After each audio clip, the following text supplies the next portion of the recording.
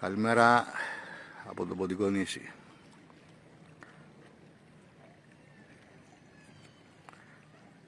Λοιπόν, ερχόμαστε εδώ λίγο να περάσουμε την ώρα μας. Ξέρουμε που δεν υπάρχει ψάρι.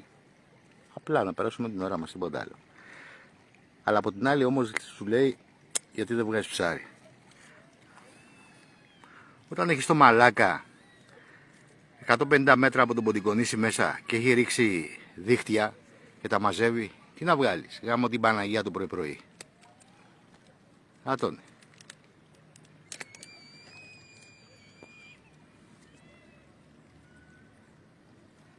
Άτονε.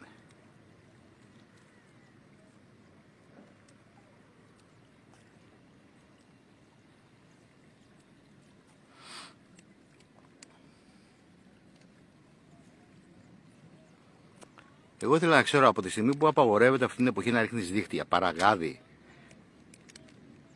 γιατί τους επιτρέπουνε? Υποτίθεται ότι είναι μήνας αναπαραγωγή σε ψάρια. Άμα γαμιέται το λιμεναρχείο, γαμιέται όλο το σύστημα.